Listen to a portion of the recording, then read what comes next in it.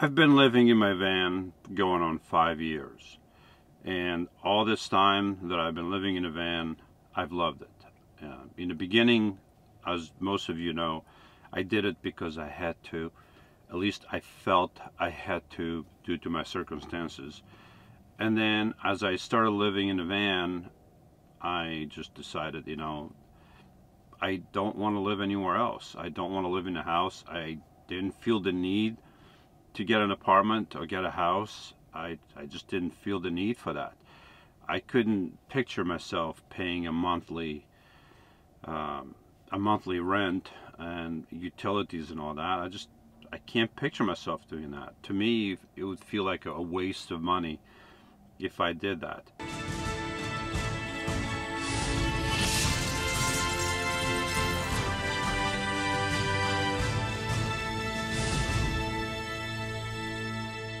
This is what I do. It's not who I am. It's just what I do. Instead of having a house, I have a van, and lots of people around the country and around the world are doing the same thing. Nothing wrong with that. People do it for different reasons. My reason was not particular to me.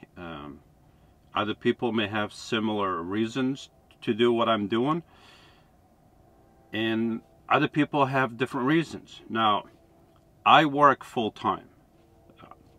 At least in the spring, summer, and fall, I work full-time. So I have a job. I have a full-time job. My full-time job is not YouTube, is not filming. I wish it was. I'm not denying it. That would be fun, but it's not. I have a regular job. I have responsibilities. And I work, and then lately for the past couple years I've taken the winter off. I had never taken vacations in the past. I've always worked. When I was off in the winter, I would be on call to go back to work at any moment. So I couldn't just take off because I could go back to work any day. So it was not really a vacation. Even if I was off for a month or two, I was always on edge because I never knew when I was going back to work. Now I specifically take off the winter, and I'm not doing it anymore.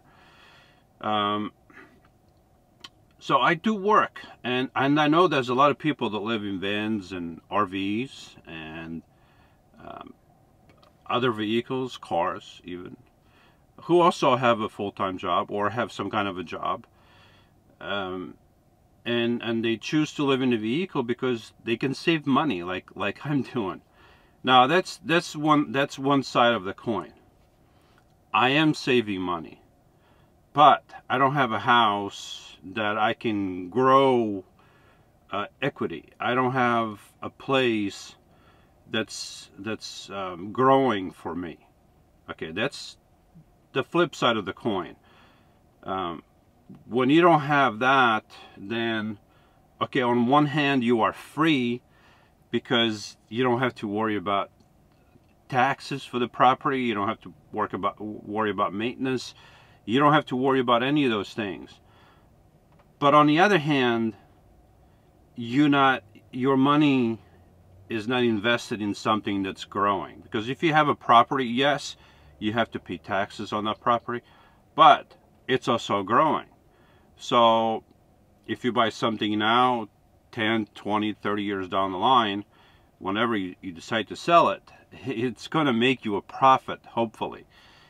Not always necessary, because the market could be on a downside, and you may not be able to make a profit. You may have to wait to sell it for when you can make a profit. So that's the downside of not having a property, is that you don't have equity, your money not growing. And then the upside is that you don't have to worry about any of that stuff. You want to be free. Now, some people want to be free. Some people don't want to be tied down to a house. Some people don't want to be tied down to a property. Some people like the feeling of being free. I had that. I had a property. I loved it when I had it. Then I lost it, and now I loved it when I had it. I love it that I don't have it.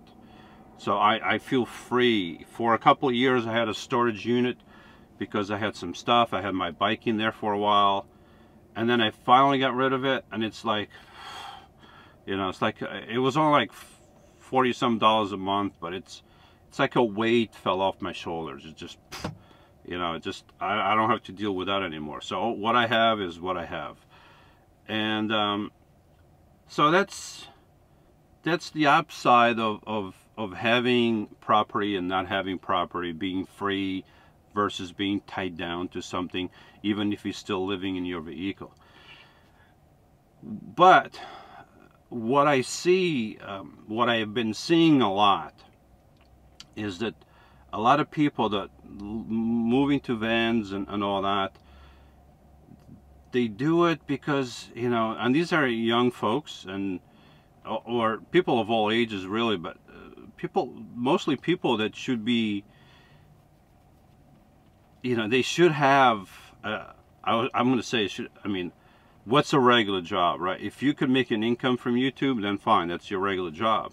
But I see a trend where a lot of people are doing this lifestyle, and they're very young, and they're just carefree and traveling, which is all nice. I mean, if you could do it, wonderful. But these people don't realize that eventually they're going to get older. They don't realize that eventually YouTube may stop. Whatever money they're making from YouTube may stop just like that. And then they're going to be left penniless. And they're not building for their future. No, I'm not saying that you have to have a 9-to-5 job, or in my case a 7 to 3:30 job, whatever. But a lot of these people, I don't think they're thinking of the future. The generations of today, they're the now generation. I want it now. And instead of saving for a future, maybe working now and then 5 years down the line, like some people, they've worked for many years and then they retire early, and then they can do that because they save the money.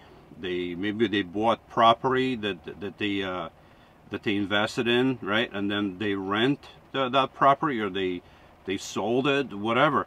But they worked for that point, you know, regardless of how long they worked. But a lot of people nowadays, they just, you know, they don't seem like, they just go from day to day, which is fine. I mean, I'm not, if a person feels like, I can't live in society, I can't do a job, I'm just going to let God take care of me. Even if they're not thinking that God will take, even if they're not even thinking of God, you know, but they're just like, whatever, I'll let whatever take care of me, whatever happens, happens. If people feel like that, that's fine. But this trend of, and then there's this stuff about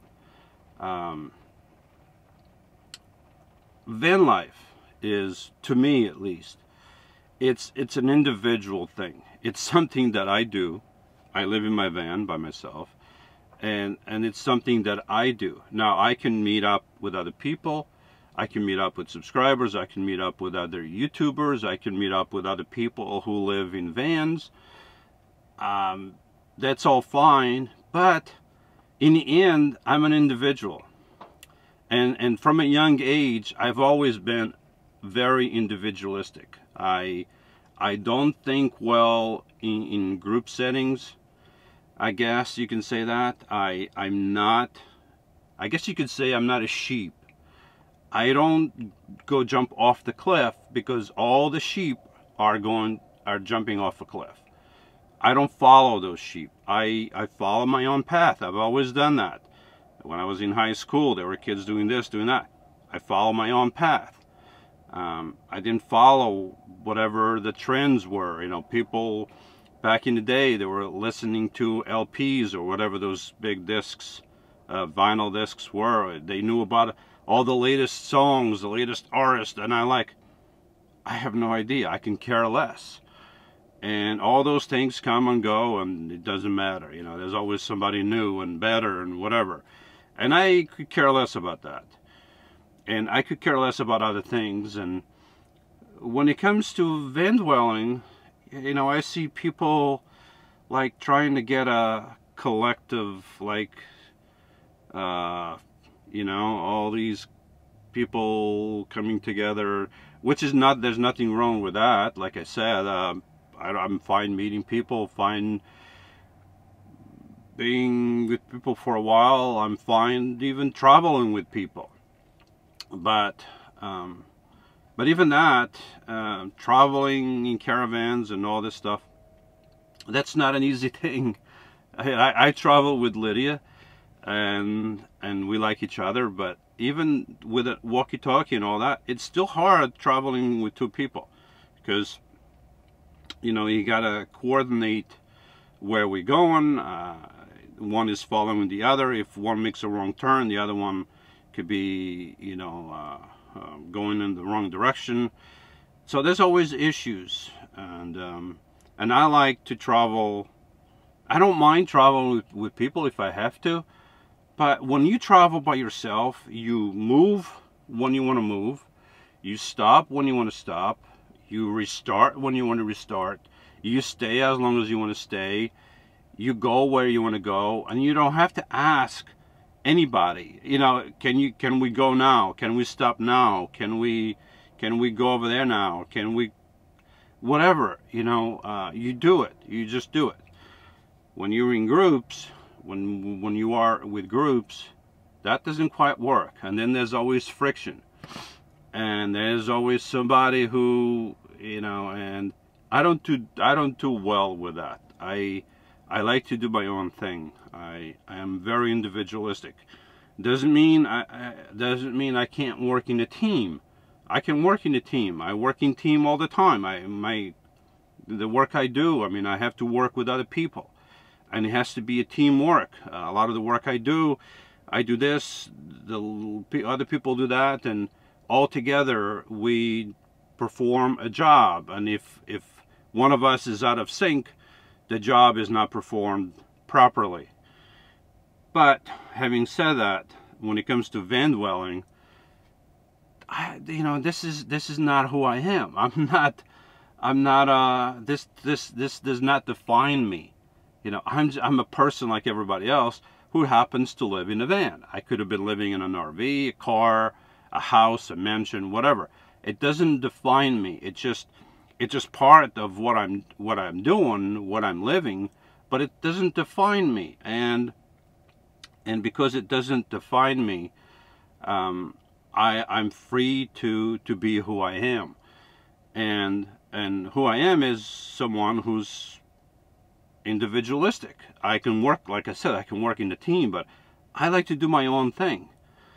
And the fact that, you know, there are people, there's movements that they're trying to bring a collective together. It sounds a lot like some other stuff that has happened in the past decades, where collectives get together and there's a leader, and then stuff happens. And just go and read the news, Google, YouTube, Google, and about communes and all that stuff, and how well it worked out. It didn't work that well.